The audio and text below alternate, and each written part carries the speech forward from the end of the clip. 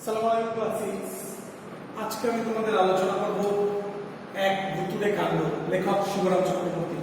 আমরা প্রথমে লেখক শিবরাম চক্রবর্তীর জীবন পরিচিতি সম্পর্কে আলোচনা করে নেব, তারপরে আমরা মূল টেক্সটে যাব। দেখো, লেখক শিবরাম চক্রবর্তী 1903 খ্রিস্টাব্দে মালদা জেলার চাঁচলে জন্মগ্রহণ করেন। পোশাকি নাম ছিল চঞ্চল, কিন্তু লেখার ক্ষেত্রে তিনি শিবরাম নামটাই ব্যবহার করতেন। বাংলা সাহিত্যে অসামান্য সাহিত্যিক হিসাবে প্রতিষ্ঠিত হন, তিনি প্রতিষ্ঠা লাভ করেন। বিশেষ করে কৌতুকরা সৃষ্টিতে তার দক্ষতা অসামান্য। এছাড়া মজার গল্প, রম্য রচনাও তিনি লিখেছেন। তার গ্রন্থের মধ্যে আমরা দেখতে পাই যে বাড়ি থেকে পালিয়ে, হাসির টেক্কা, হর্ষবর্ধন গোবর্ধন এবং বিখ্যাত গ্রন্থ ঈশ্বর পৃথিবী ভালোবাসা। 1980 খ্রিস্টাব্দে তিনি মারা যান। সেই শিবরাম চক্রবর্তীরই লেখা এক ভুতুড়ে কাণ্ড, নামটা শুনে বুঝতে পারছি এক ভুতুড়ে কাণ্ড, মানে ভীষণ রহস্যময় একটা ব্যাপার। তো আজকে আমাদের আলোচ্য বিষয়। আগে আমাদের জানতে হবে যে ভূত কি। ভূত তোমরা জানো যে অশরীরী প্রেতাত্মা, যা সাধারণত চোখে দেখা যায় না, অদৃশ্য, অশরীরী, যার শরীর বাস্তবিক শরীর ধারণ করার ক্ষমতা নেই, অশরীরী বা প্রেতাত্মা। তো আমরা দেখতে পাবো এখানে লেখকের জীবনে ঘটে যাওয়া এক অদ্ভুত রহস্যময় কাহিনী লেখক তুলে ধরেছেন তার গল্পে, এক ভুতুড়ে কাণ্ড গল্পে। লেখকের ভূত সম্পর্কে কোনো মোহ বা আকর্ষণ কোনোদিন ছিল না, কিন্তু তার জীবনে ঘটে যাওয়া এক রহস্যময় কাহিনী তাকেই পটভূমি করে গল্পের আলেখ্য সাজিয়েছেন। আমরা মূল টেক্সটে যাব। ভীষণ ইন্টারেস্টিং, খুব ভালো লাগবে, বেশ মজাদার কাহিনী। তোমরা দেখো টেক্সটটা।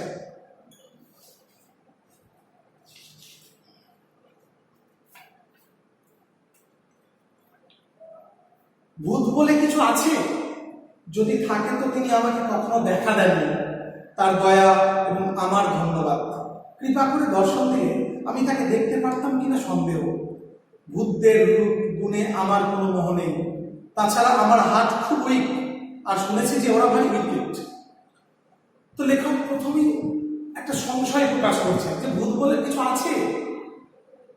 যদি থাকে, সেই ভূত কিন্তু লেখককে কোনোদিন দেখা দেননি। এটা ভূতের দয়া লেখক বলেছেন, এটা হয়তো ভূতের দয়া। ভূত দয়া করে তাকে দেখা দেননি এবং তিনি ভূতকে ধন্যবাদ দিতে চেয়েছেন। কারণ কি না, কৃপা করে দর্শন দিত। যদি ভূত লেখককে দর্শন দিত, যদি দেখা দিত কৃপা করে, তাহলেও লেখক শিবরাম চক্রবর্তী তাকে দেখতে পারতেন কিনা সন্দেহ আছে। কারণ কি না, ভূতদের রূপ গুণে, ভূতদের যে রূপ এবং তাদের যে গুণাবলী লেখক শুনেছেন, সে সম্পর্কে, ভূতদের রূপ গুণ সম্পর্কে লেখকের কোনো মোহ বা আকর্ষণ কোনোদিনই ছিল না। কেন না, লেখক নিজে জানিয়েছেন তার হার্ট অর্থাৎ হৃৎপিণ্ড খুব দুর্বল, উইক। আর সব থেকে বড় ব্যাপার হলো সেটা যে লেখক শুনেছিলেন যে ওরা ভারী উইকেট। উইকেট মানে হচ্ছে শয়তান বা দুষ্ট প্রকৃতি। তোমরাও ছোটবেলায় এখনো ভূত সম্পর্কে কম বেশি শুনেছ এবং তোমরা ভূতদের নিয়ে বেশ ভূতের গল্প শুনতে ভালোবাসো, ঠিক আছে? তো আমাদের সেরকম একটা কাহিনী, এবং এটা ভীষণ মজাদার কাহিনী, ভালো লাগে। দেখো, উইকেট মানে কি? লেখক শুনেছেন যে ওরা উইকেট। উইকেট মানে কি? উইকেট মানে হচ্ছে শয়তান বা দুষ্ট প্রকৃতি।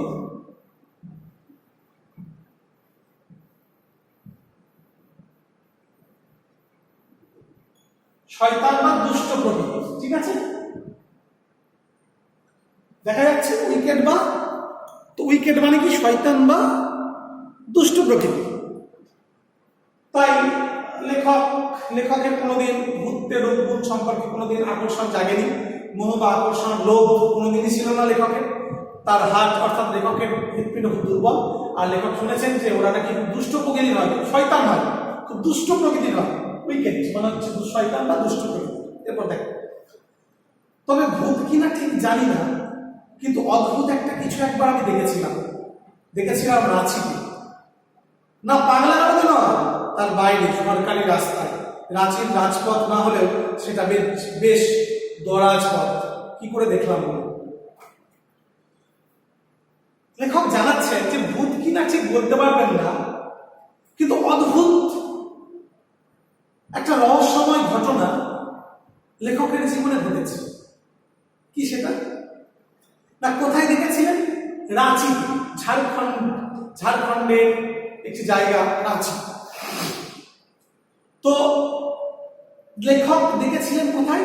ভূত কিনা তিনি ঠিক একদম নিশ্চিতভাবে বলতে পারছেন না, কিন্তু রাঁচিতে একটা ঘটনা ঘটে গেছিল তার, অর্থাৎ রাঁচিতে তিনি একটা রহস্যময় কাহিনীর সাক্ষী ছিলেন। বলছে না না পাগলাগারদ নয়, কারণ রাঁচি আপনারা জানেন বিখ্যাত পাগলাগারদ হিসাবে।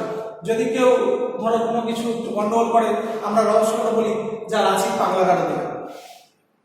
তো লেখক পাগলাগারদে দেখেননি, মানে রাঁচির পাগলাগারদে নয়। রাঁচি বলতে আমরা সবাই বুঝি যে পাগলাগারদ, না পাগলাগারদে কিন্তু এই রহস্যময় কাহিনীর সাক্ষী ছিলেন না লেখক।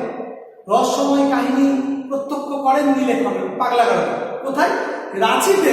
কিন্তু কোথায় সেটা? না সরকারি রাস্তায়, অর্থাৎ যে রাস্তাগুলো দিয়ে আমরা চলাফেরা করি, ঠিক আছে, বাস মোটর চলে, সেই সরকারি রাস্তায়। রাঁচির রাজপথ না হলেও সেটা বেশ দরাজ পথ। বলছে হ্যাঁ, এটা কিন্তু রাঁচির রাজপথ ছিল না, বিশাল যে প্রশস্ত বিরাট চওড়া, ঠিক আছে, রাজপথ, যেখানে বড় বড় লরি বাস খুব সহজেই যাতায়াত করতে পারে, সেরকম রাজপথ নয়, কিন্তু বেশ চওড়া। দরাজ মানে বেশ চওড়া, বেশ প্রশস্ত। অতটা চওড়া ছিল না রাজপথের মতো, কিন্তু বেশ চওড়া, বেশ প্রশস্ত। দরাজ মানে হচ্ছে প্রশস্ত, বেশ প্রশস্ত, বেশ চওড়া ছিল। এরপর দেখো কি করে দেখলাম। লেখক বলছেন যে কি করে দেখেছেন তিনি, এবার আমাদের সামনে তিনি তুলে ধরবেন কাহিনীটা। একটা পরস্মৈপদী সাইকেল হাতে পেয়ে, পরস্মৈপদী মানে হচ্ছে অপরের বা অন্যের, পরস্মৈপদী মানে হচ্ছে অপরের বা অন্যের, ঠিক আছে।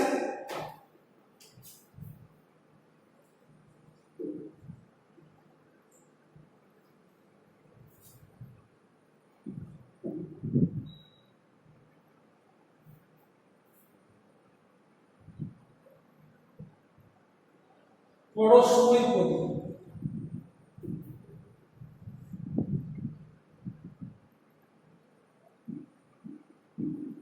অপরের বা অন্যের,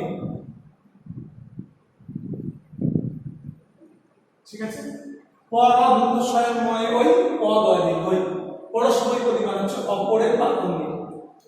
তো একটা পরস্মৈপদী সাইকেল হাতে পেয়ে হুদ্রুর দিকে পাড়ি জমিয়েছিলাম, কিন্তু মাইল সাথে না যেতেই তার একটা টায়ার ফেসে গেল। যেখানে বাঘের বয়স সেখানেই সন্ধে হয়, একটা কথা আছে না, আর যেখানে সন্ধে হয় সেইখানে সাইকেলের টায়ার ফাঁসে।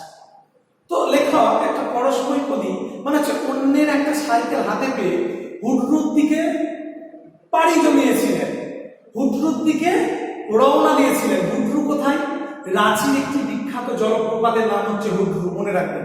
রাঁচির একটি বিখ্যাত জলপ্রপাতের নাম হচ্ছে হুডরু।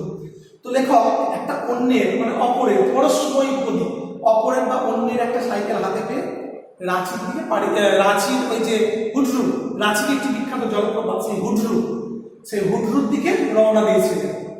কিন্তু মাইল সাথে যেতে না যেতে তার একটা টায়ার গেল ফেসে। মাইল সাথে আমরা জানি 1 মাইল সমান 1.61 কিলোমিটার, 1.61 কিলোমিটার। তো 7 মাইল মতো লেখক গেছেন, এবং ঠিক 7 মাইল মতো যেতে না যেতেই সাইকেলের একটা টায়ার ফেসে গেল। রবারের যে বহিরাবরণ, যেটা চাকার ভিতরে থাকে, রবারের বহিরাবরণ বায়ু ধারণ করতে যেটা সক্ষম, বায়ু ধারণ করতে পারে, সেটাই তো টায়ার। তো সাইকেলের একটা টায়ার ফেসে গেছে। তো আমরা জানি একটা প্রবাদ, যেখানে বাঘের হয় সেখানেই সন্ধ্যা হয়, এটা একটা বাংলা প্রবাদ, দীর্ঘদিন ধরে প্রচলিত হয়ে আসছে বাংলা সাহিত্যে। একটা বাংলা প্রবাদ, লোকমুখে প্রচলিত অবশ্যই, যে যেখানে বাঘের হয় সেখানেই সন্ধ্যা হয়। মানে কি? অর্থাৎ যেখানে যেখানে ভয়ের উদ্রেক করে সেখানেই সেই ঘটনাটা ঘটে থাকে। অর্থাৎ যেটা নিয়ে মানুষ ভয় পায় যদি সেটাই অপ্রত্যাশিতভাবে সেখানেই ঘটে যায়, তখনই কিন্তু এই প্রবাদটা সার্থকতা লাভ করে। অর্থাৎ যেখানে বাঘের ভয় সেখানেই সন্ধে হয়। লেখক যেখানে ভয় পাচ্ছিলেন, যেটা নিয়ে ভয় পাচ্ছিলেন, সেটাই ঘটে যাচ্ছে না। আর যেখানে সন্ধে হয় সেখানেই সাইকেলের টায়ার ফাঁসে। লেখক একটু ব্যঙ্গ করে বলছেন, আর যেখানে সন্ধে হয় সেখানেই সাইকেলের টায়ার ফাঁসে। অর্থাৎ লেখক যেটা নিয়ে ভয় পাচ্ছিলেন, কারণ ভূত সম্পর্কে লেখকের মনে একটা ভয়ের উদ্রেক আছে, ভয়ের সঞ্চার হয়েছে তার হৃদয়ে। ভূতের রূপ গুণ সম্পর্কে কোনোদিনই তিনি আকৃষ্ট ছিলেন না। এটা ভূত যে তাকে দেখা দেয়নি, এটা ভূতকে তিনি ধন্যবাদ দিতে চেয়েছেন। তো বলছে যেখানে সন্ধ্যা হয় সেখানে সাইকেলের টায়ার ফেসে যায়, ব্যঙ্গ করে বলছে। আসলে লেখক ফেসে গেছে। 7 মাইল যেতে না যেতেই দেখো আমরা দেখতে পাবো সন্ধ্যা হয়ে আসছে, সন্ধ্যা নেমেছে, আর লেখকের টায়ার ফেসে গেছে। এইবার দেখো মজাদার কাহিনী। জনমানবহীন পথ, জায়গাটাও জঙ্গলি। আরো মাইল 5 যেতে পারলে গায়ের মতো একটা পাওয়া যেত, কিন্তু সাইকেল ঘাড়ে করে নিয়ে যেতে হলেই হয়েছে। এমনকি সাইকেল ফেলে শুধু পায়ে হেঁটে যেতেও পারবো কিনা আমার সন্দেহ ছিল। হাঁটতে হবে আগে জানলে, হাতে পেয়েও সাইকেলে আমি পা দিতাম না নিশ্চয়। জনমানবহীন পথ, কেউ সেখানে চলাফেরা করছে না। সেই পথটা দিয়ে কোনো মানুষ যায় না, কোনো মানুষ নেই, একদম জনমানব শূন্য। জায়গাটাও জঙ্গলি, বুনো, অরণ্য প্রকৃতি। সেখানে জায়গাটাও চারিদিকে গাছপালা ঘেরা, একটা জঙ্গল মতো আর কি, বুনো। তো সেইখান দিয়ে লেখক যাচ্ছেন। ভালো করে বুঝুন, কেউ লোক যাতায়াত করে না সেই পথ দিয়ে। একটা বুনো, চারিদিকে গাছপালা ঘেরা জঙ্গলি পথ, সেটা দিয়ে লেখক যাচ্ছেন। আরো মাইল 5 যেতে পারলে গায়ের মতো একটা পাওয়া যেত। বলছে আরো যদি 5 মাইল যাওয়া যেতে পারে, অর্থাৎ লেখক যদি আরো 5 মাইল এগিয়ে যেতে পারে, আরো 5 মাইল যদি লেখক যান, তবে একটা গ্রাম পেতে পারে। কিন্তু 5 মাইল যাওয়াটা একটা দুষ্কর ব্যাপার, কারণ লেখকের টায়ার গেছে ফেসে। কিন্তু সাইকেল ঘাড়ে করে নিয়ে যেতে হলেই হয়েছে, কারণ টায়ার ফেসে গেছে, কত হাঁটবেন। সাইকেলটাকে ঘাড়ে করে নিয়ে বহন করা কি 5 মাইল পথ, ওই যে সাইকেলটাকে ঘাড়ে করে নিয়ে বহন করা কি সক্ষম? প্রচন্ড কষ্টকর। ঘাড়ে করে নিয়ে যাওয়াটা প্রচন্ড কষ্টকর। 5 মাইল পথ, 1 মাইল সমান 1.61 কিলোমিটার, আমি বলেছি 1.61 কিলোমিটার। তো 5 মাইল পথ এখনো যেতে হবে সাইকেলটাকে ঘাড়ে করে নিয়ে। লেখকের কাছে কি এটা দুঃসাধ্য মনে হচ্ছে না, কষ্টকর মনে হচ্ছে না? অবশ্যই কষ্টকর। 5 মাইল এখনো যেতে হবে লেখক, তবে একটা গ্রামের দেখা মিলবে। এই অরণ্য প্রকৃতির মধ্য দিয়ে, এই যে ঘন জঙ্গলে ঘেরা জঙ্গলি প্রকৃতির পথ দিয়ে, যেখানে মানুষ যাতায়াত করে না, সেই পথ দিয়ে লেখক যাচ্ছেন। এবার বুঝুন, এমনকি সাইকেল ফেলে শুধু পায়ে হেঁটে যেতেও পারবো কিনা আমার সন্দেহ ছিল। লেখক বলছেন যে সাইকেলটাকে ফেলে দিয়ে তিনি পায়ে হেঁটেও এতটা পথ কি করে অতিক্রম করবেন, এটা তিনি ভেবে পাচ্ছেন না। সাইকেলটাকে তিনি নয় ফেলে দিলেন, কিন্তু এতটা পথ তিনি হাঁটবেন? 5 মাইল এখনো হাঁটতে হবে, এতটা পথ হাঁটবেন? সাইকেলটা চলে যান, তিনি ফেলে দিলেন। তিনি ভাবছেন সাইকেলটা নয় ফেলে দিলাম, কিন্তু এতটা পথ হাঁটাও তো কষ্টকর, এতটা পথ যাওয়াও তো অনেক কষ্টকর ব্যাপার। হাঁটতে হবে আগে জানালে, হাতে পেয়েও সাইকেলে আমি পা দিতাম না নিশ্চয়।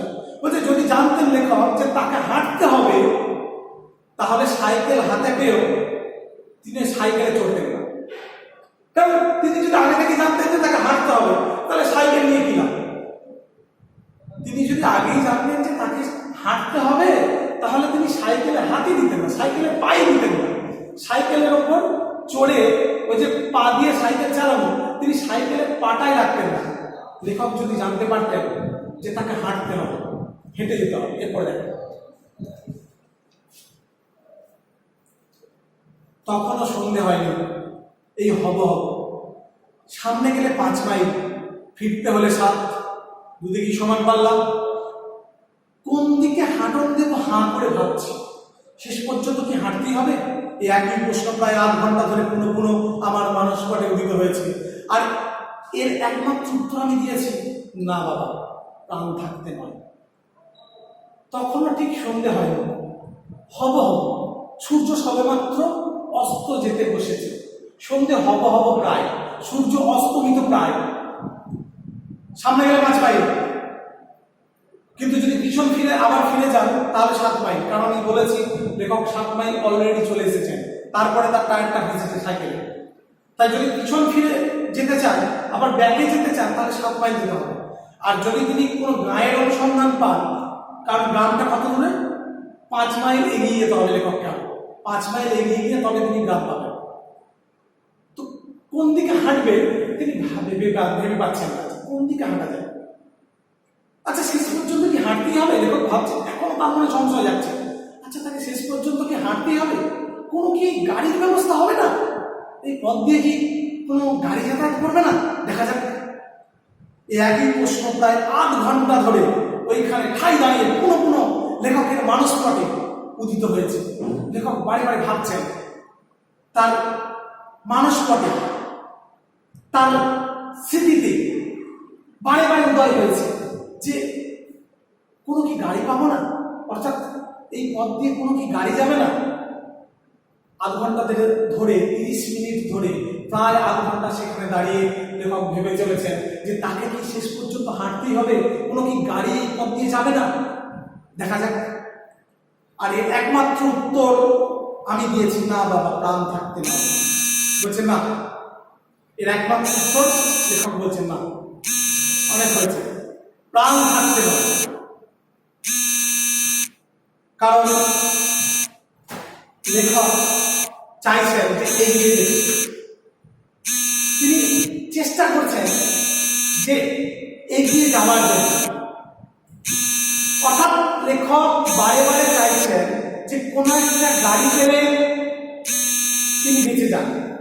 এখন কোনো ক্রমে এই পথে এসে এখন লেখক চাইছেন যে কোনো ক্রমে যদি একটা গাড়ি পান তাহলে লেখকের হয়তো ভালো হয়, কারণ লেখকের টায়ার কাছে ফেসে।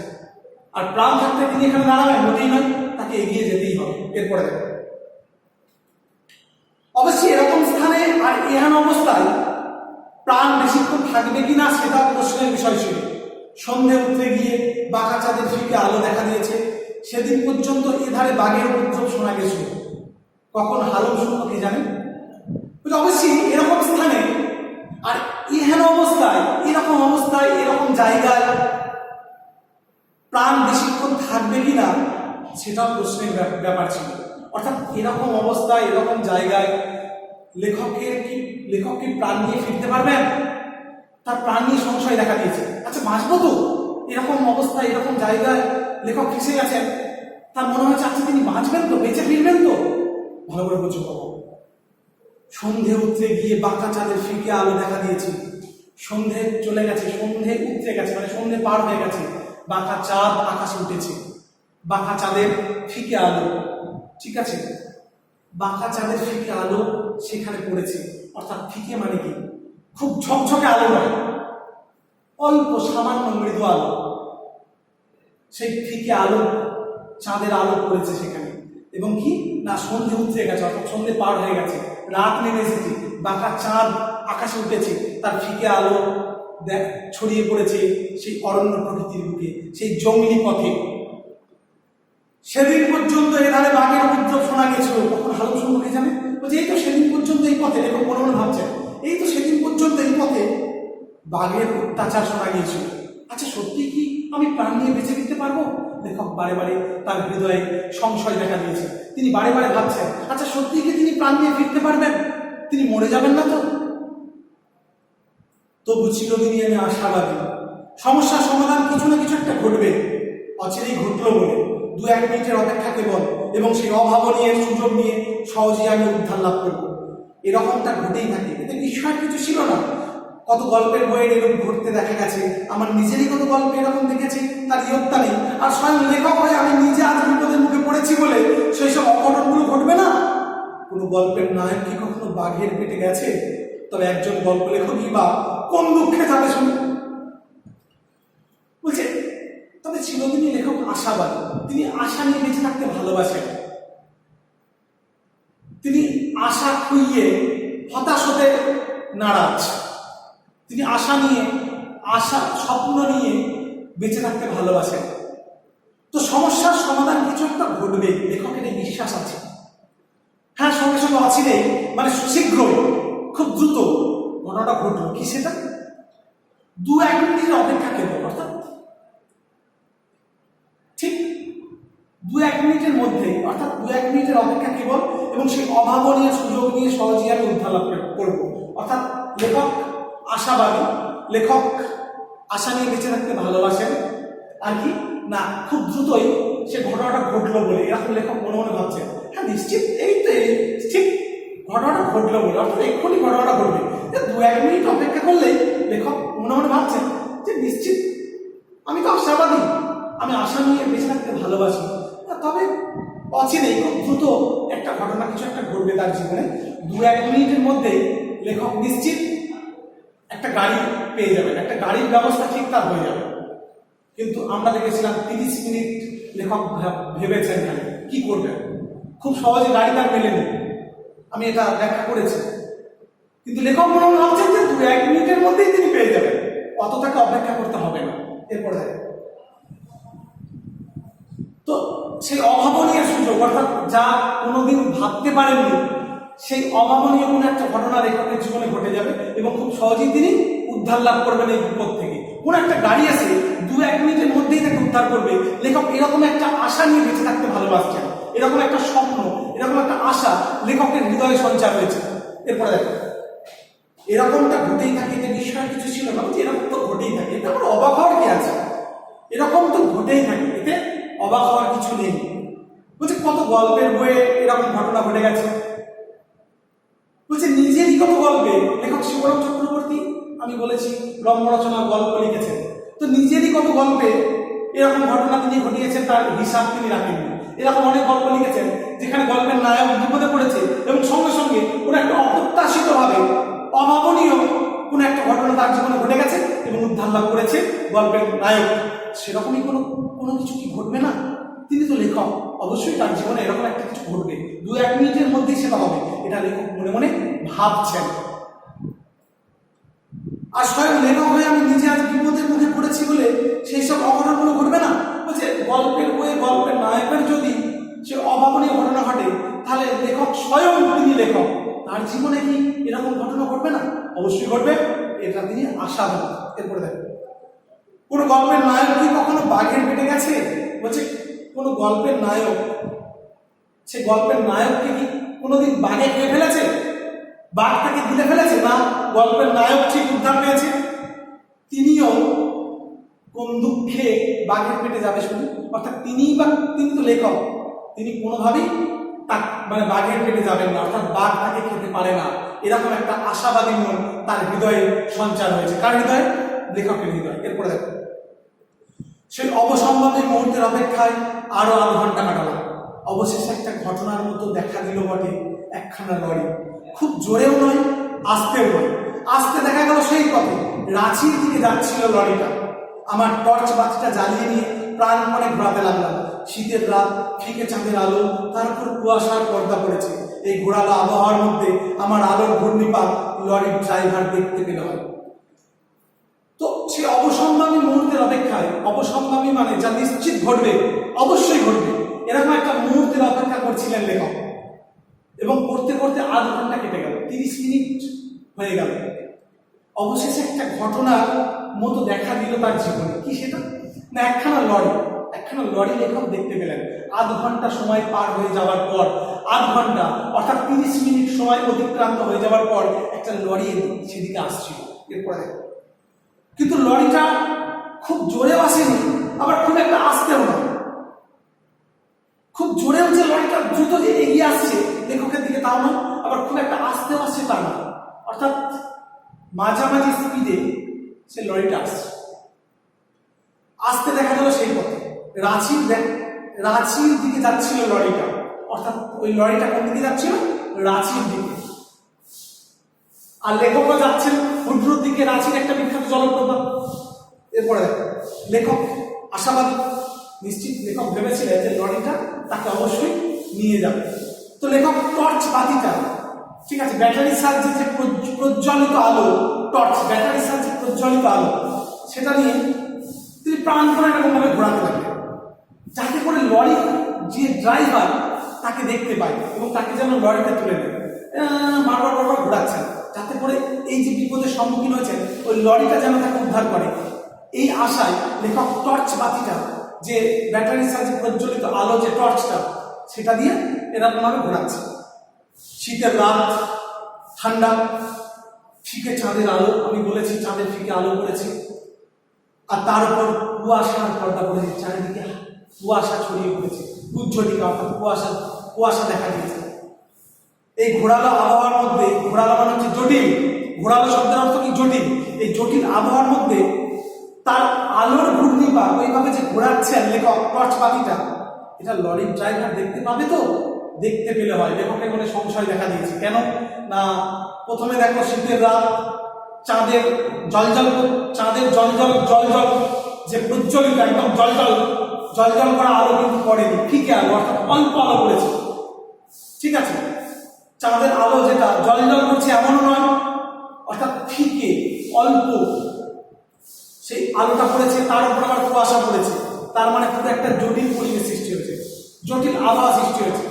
টর্চ বাতিটার আলোটা ড্রাইভার দেখতে পাবে তো? কারণ চারদিকে কুয়াশা পড়েছে, আবার চাঁদের আলো যে খুব একটা স্পষ্ট তাও নয়, ফিকে অর্থাৎ অল্প। ঠিক এই আবহাওয়ায় লেখকের টর্চ বাতিটার ওই যে ঘোরানো ওই যে ওই আলোটা ড্রাইভার দেখতে পেলে হয়। লেখকের মনে সংশয় দেখা দিয়েছে যে দেখতে পাবে তো। লরিটা এসে পৌঁছালো, এলো একেবারে সামনাসামনি, মুহূর্তের জন্য এলো, কিন্তু মুহূর্তের জন্যও থামলো না।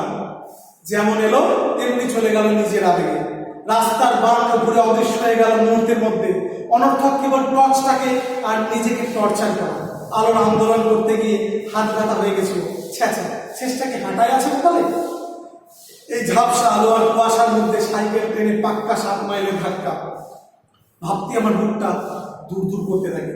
তার চেয়ে বাঘের পেটের মধ্যে দিয়ে স্বর্গে যাওয়া ঢের সরকার। বলছে লরিটা এসে পৌঁছালো, এলো একেবারে সামনাসামনি, কিন্তু সঙ্গে সঙ্গে মুহূর্তের মধ্যে, এক মুহূর্তের মধ্যে এলো, আবার এক মুহূর্তের জন্য থামলো না, সোজা বার হয়ে গেল।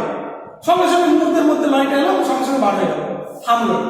লেখক যা এক্সপেক্ট করেছিলেন তাই হলো। ড্রাইভার সে আলোটা দেখতে পাইল। যেমন এলো তেমনি চলে গেল নিজের আবেগে।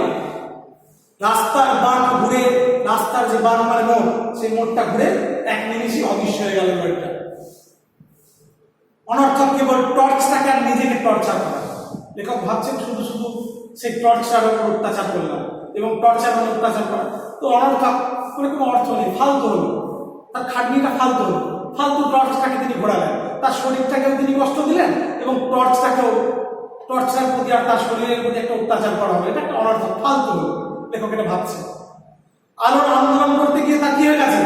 আন্দোলন মানে কাঁপুনি, আলোটাকে নিয়ে এভাবে কাঁপাচ্ছিলেন, তো আলোর আন্দোলন করতে গিয়ে তার হাতটা ব্যথা হয়ে গেছে। বলছে শেষটায় তার হাঁটায় আছে কপালে, শেষটা কি তাকে হাঁটতে হবে? এই ঝাপসা আলো, অস্পষ্ট আলো আর কুয়াশার মধ্যে সাইকেল টেনে তিনি যদি ফিরে যেতে চান, আবার যদি ব্যাকে যেতে চান, পাক্কা 7 মাইল তাকে ফিরে যেতে হবে। কত মাইল? 7 মাইল। তো এটা ভাবতে বুকটা কেমন কি হলো, দূর দূর করতে লাগলো, কাঁপছে বুকটা, ওরে বাপের ভয়। 7 মাইল আবার তাকে ফিরে যেতে হবে সাইকেল ঘাড়ে করে নিয়ে। তার চেয়ে বরং বাঘের পেটে যাওয়া ঢের বেশি শর্টকাট। অর্থাৎ এই 7 মাইল ব্যাকে যাওয়া সাইকেল ঘাড়ে করে নিয়ে, এটা ভীষণ কষ্টকর। এর থেকে বাবা মরাই ভালো, বাঘ খেয়ে নিন, অনেক সহজ পদ্ধতিতে তিনি উদ্ধার পাবেন। অর্থাৎ এটা কি ভাবছেন লেখক? এটা ভাবছেন, কিন্তু আসলে তা নয়। মরে গেলে তো জীবন শেষ হয়ে গেল, কিন্তু লেখক ভাবছেন এটা তো ভীষণ কষ্টকর, 7 মাইল ব্যাকে যাওয়া। ওর থেকে বাবা বাঘ তাকে খেয়ে নিন, অনেক বেশি শর্টকাট, তিনি বেঁচে যাবেন। আসলে বাঁচবেন না, তিনি মরে যাবেন। তো কি বলছেন যে অর্থাৎ এই যে 7 মাইল ব্যাকে যাওয়া, এই কষ্টটা সাইকেল গাড়ি করে নিয়ে কষ্টের কথা ভাবতেই পারছেন না লেখক। এর থেকে বরং বাঘের পেটে যাওয়াটাই তার কাছে মনে হচ্ছে অনেক বেশি শর্টকাট, অর্থাৎ সহজ। এরপরে দেখো, এবং ওই যে বাঘের পেটে গিয়ে স্বর্গে যাওয়াটা, কারণ আমরা জানি মানুষ মারা যাওয়ার পরে পারলৌকিক জগতে প্রবেশ করে, স্বর্গে প্রবেশ করে। তো লেখক ভাবছেন ওরে বাবারে 7 মাইল ফিরে যাবো, ভীষণ কষ্টকর ব্যাপার। ওর থেকে বাবা বাঘ খেয়ে নিই, দিয়ে আমি স্বর্গে চলে যাই, অনেক বেশি সহজ পদ্ধতিতে স্বর্গে পৌঁছে যাবো, অনেক শর্টকাট, এটা অনেক সহজ পদ্ধতি, অনেক সহজ রাস্তায় টুক করে স্বর্গে চলে যাবো বাঘ খেয়ে নিই। আর এর থেকে 7 মাইল ফিরে যাও, ওরে ভাবতেই পারছে না লেখক। এক অভাবনীয়, এত কষ্ট করতে হবে তাকে। ওর থেকে বাঘ খেয়ে নিই, তিনি বাঘের পেটে চলে গিয়ে তিনি স্বর্গে প্রবেশ করবেন। এটা অনেক বেশি শর্টকাট বলে মনে হয়েছে লেখকের। এরপরে দেখেন বলছে না না কোথাও যেতে হবে না, বাঘের পেটেও নয়, কিছু না কিছু একটা হতে বাধ্য। আমি বলেছিলাম লেখক আশাবাদী, লেখক সহজে আশা হারান না, অনতি বিলম্বেই হচ্ছে, আর 1 মিনিটের অপেক্ষা নেব। বলছে না না কোথাও যেতে হবে, বাঘের পেটেও নয়, না তাকে বাঘ খেতে পারে না, কখনোই খেতে পারে না, তিনি বাঁচবেন, তিনি আশাবাদী, কিছু না কিছু একটা হতে বাধ্য। লেখক ভাবছে কিছু না কিছু একটা তার জীবনে হবে। হ্যাঁ অনতি বিলম্বেই হচ্ছে, ভাবছে না না আর বেশি দেরি নেই, অনতি বিলম্বে মানে আর বেশি দেরি নেই, একটা নিশ্চিত কিছু একটা তার জীবনে হবে, ঠিক তিনি উদ্ধার লাভ করবেন। অর্থাৎ লেখক আশাবাদী, আর 1 মিনিটের অপেক্ষা কেন, অর্থাৎ লেখক ভাবছেন যে আর 1 মিনিট অপেক্ষা করি, আর 1টা মিনিট এখানে দাঁড়ায়, নিশ্চিত তার জীবনে একটা ভালো কিছু হবে। এর মধ্যে কুয়াশা আরো জমেছে, কুয়াশা আরো ঘন হয়ে এসেছে, পথ আরো দেখা যাচ্ছে না, আরো অস্পষ্ট পরিবেশ ঘিরে রয়েছে, চাঁদের আলো ফিকে হয়ে এসেছে, আরো চাঁদের আলো আরো মৃদু হয়ে এসেছে, আরো ফিকে, আরো অস্পষ্ট পরিবেশ, আরো ঘোরালো হচ্ছে, আরো জটিল হচ্ছে। দেখো আমি নিজেকে প্রাণ ভরে প্রবোধ দিচ্ছি, প্রবোধ মানে হচ্ছে সান্ত্বনা, প্রবোধ মানে কি সান্ত্বনা দেওয়া, আশ্বাস দেওয়া, যে লেখক নিজেকে প্রাণ ভরে আশ্বাস দিচ্ছেন, প্রবোধ দিচ্ছেন, সান্ত্বনা দিচ্ছেন যে ঠিক আমি বাঁচবো, আমি বাঁচবো, লেখক এটা আশ্বাস দিচ্ছেন নিজেকে। এমন সময়ে দুটো হলদে রঙের চোখ কুয়াশা ভেদ করে আসতে দেখা গেল, ঠিক এমন সময়ে কুয়াশা ভেদ করে দুটো হলদে রঙের চোখ অর্থাৎ আলো, দুটো হলদে রঙের চোখ অর্থাৎ আলো, আলো লেখক দেখতে পেলেন, একটা গাড়ির আলো, দুটো হলদে রঙের চোখ দেখতে পেলেন। বাঘ নাকি প্রথমে লেখক ভেবেছিলেন আচ্ছা ওটা কি বাঘ, হলদে রঙের চোখ আসছে, ওটা কি বাঘ?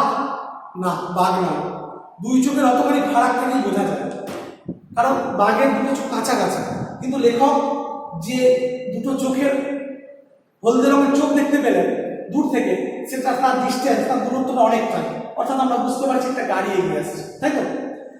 লেখক প্রাথমিক অবস্থায় ভেবেছিলেন ওটা বাঘ নাকি, কিন্তু মনে মনে সঙ্গে সঙ্গে তিনি ভাবলেন না বাঘ নয়, কারণ বাঘের কাছাকাছি দুটো চোখের দূরত্ব কাছাকাছি থাকবে, বেশি দূরত্ব নয়, আর লেখক যে হলদে রঙের যে দুটি চোখ দেখছেন তার ডিস্টেন্স আর দূরত্বটা অনেকটাই। এরপর দেখো দুই চোখের অতখানি ফারাক থেকেই বোঝা যায় বাঘের দৃষ্টিভঙ্গি ওরকম উদার হতে পারে না, কারণ লেখক ভাবছেন যে বাঘের দৃষ্টিভঙ্গি ওরকম উদার হবে, কারণ বাঘ তো হিংস্র প্রাণী, হিংস্র জন্তু, সে তো সঙ্গে সঙ্গে 1 নিমিষে চলে এসে খেয়ে ফেলবে, তাই বাঘের দৃষ্টিভঙ্গি এরকম উদার হবে, আস্তে আস্তে আস্তে আস্তে আসছে, ঠিক আছে, এমনকি তার চোখগুলো কাছাকাছি নয়, তার মধ্যে ফারাক আছে, না বাঘ হতে পারে না। আবার আমি বাহুবলের টর্চ ঘোরাতে লাগলাম, লেখক এবার আবার বাহুবলে, বাহু মানে হচ্ছে ঠিক আছে হাত, হাত হাত দিয়ে শক্তি, এই যে বাহু, বাহু মানে হচ্ছে হাত, ঠিক আছে, তো হাত দিয়ে আবার তার হাতের বলে আবার কি টর্চটা ঘোরাতে লাগলেন, আবার টর্চটা ঘোরাতে লাগলেন। ছোট্ট একটা বেবি অস্টিন তারই কটাক্ষ, আস্তে আস্তে আসছিল গাড়িটা, এত আস্তে যে মানুষ পা চালালে বোধ হয় হচ্ছে জোর চলতে পারে। তো বলছে আবার লেখক বাহু বলে সে হাতের সাহায্যে, এই যে কবজি, ঠিক আছে বাহু, এই যে কবজি হাতের সাহায্যে আবার টর্চটাকে তিনি ঘোরাতে লাগলেন, কিন্তু দেখলেন ছোট্ট একটা বেবি অস্টিন, অর্থাৎ অস্টিন কোম্পানির ছোট একটা গাড়ি লেখক প্রত্যক্ষ করলেন, তারই কটাক্ষ, তারই চাহনি, তারই আর চোখের চাহনি তিনি প্রত্যক্ষ করলেন, ছোট্ট একটা অস্টিন কোম্পানির গাড়ি এগিয়ে আসছে, আস্তে আস্তে আসছিল গাড়িটা, খুব দ্রুত আসছিল তা নয়, আস্তে আস্তে আস্তে আস্তে এগিয়ে আসছে, এত আস্তে যে মানুষ পা চালালে বোধ হয় হচ্ছে জোর চলতে পারে, বলছে এত আস্তে যে মানুষ যদি পা চালিয়ে হাঁটে ওর থেকে বরঞ্চ মানুষ এগিয়ে যাবে, গাড়িটা খুব ধীরে ধীরে ধীরে ধীরে ধীরে ধীরে এগিয়ে আসছে, এত আস্তে আসছিল। লেখক আমাদের জানাচ্ছেন যে যদি কোনো মানুষ একটু পা চালিয়ে একটু দ্রুত হেঁটে যায়, ওর গাড়ি, ওই যে গাড়িটা এতটা আস্তে আসছে যে ওই গাড়িটাকে অতিক্রম করে কোনো মানুষ খুব সহজেই পা চালিয়ে হেঁটে যেতে পারে, ওই গাড়িটাকে হারিয়ে দিতে পারে হেঁটে, অর্থাৎ খুব আস্তে আসছিল গাড়িটা, আস্তে আস্তে গাড়িটা আমার সামনে এসে বললো, আমি হাঁটলাম, এই কিন্তু গাড়িটার থামবার কোনো লক্ষণ নেই, তেমনি মন্থর গতিতে গড়িয়ে চলতে লাগলো গাড়িটা, আমার পাশ কাটিয়ে যাবার ভুল লক্ষণ দেখে আমি মরিয়া হয়ে উঠলাম। বলছে আস্তে আস্তে গাড়িটা লেখকের সামনে এসে বললো, লেখক হাঁটলেন, এই অর্থাৎ লেখক চাইছেন না না না আমি একটু উঠতে চাই, কিন্তু গাড়িটা থামবার কোনো লক্ষণই লেখক দেখতে পেলেন না। ঠিক সেরকম ভাবে এগিয়ে যাচ্ছে। তেমনি মন্থর মন্থর মানে হচ্ছে ধীর, তেমনি ধীর গতিতে আস্তে আস্তে আস্তে আস্তে এগিয়ে যাচ্ছে। তো লেখকের পাশ কাটিয়ে যাবার যে একটা খারাপ লক্ষণ লেখক দেখতে পেলেন, যে লেখককে তুলতে চাইছে না গাড়িটা, লেখককে পাশ কাটিয়ে এগিয়ে যাচ্ছে। লেখক তখন মরিয়া হয়ে উঠলেন যে এরকম ভাবে আমাকে পাশ কাটিয়ে লেখক খারাপ লক্ষণ অর্থাৎ দুর্লক্ষণ মানে হচ্ছে খারাপ ইঙ্গিত পেলেন। কি ইঙ্গিত ছিল না?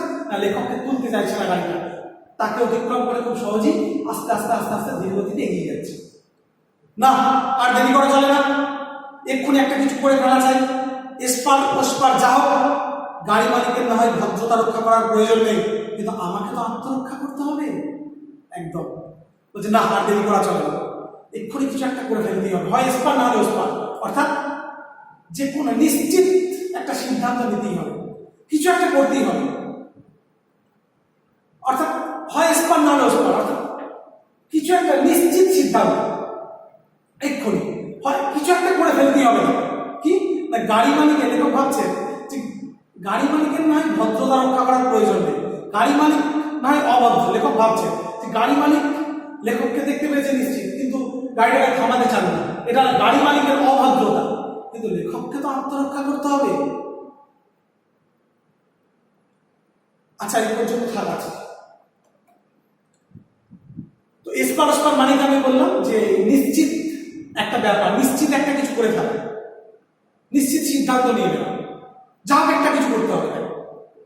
ঠিক আছে, তো গাড়ি মালিকের এখানে অভদ্রতার পরিচয় লেখক প্রাথমিক অবস্থায় পেলেন, কিন্তু আসলে কি গাড়িটার মধ্যে কেউ আছে কি?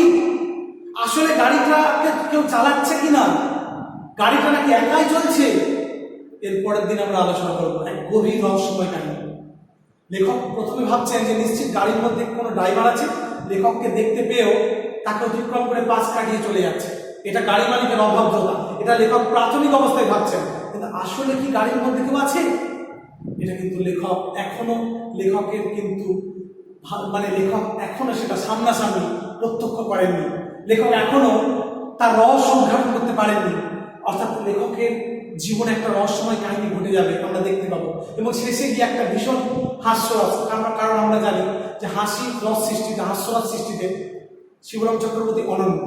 তো সেই হাস্যরস সৃষ্টি কিভাবে হচ্ছে এবং আসলে কি ব্যাপার, এই ভুতুড়ে কাণ্ড এক অভাবনীয়, ঠিক আছে, মজার বিষয় কিভাবে হলো, এক রহস্যময় কাহিনী কিভাবে লেখকের জীবনে ঘটলো, সেটা আমরা পরের ক্লাসে ইনশাআল্লাহ আলোচনা করবো।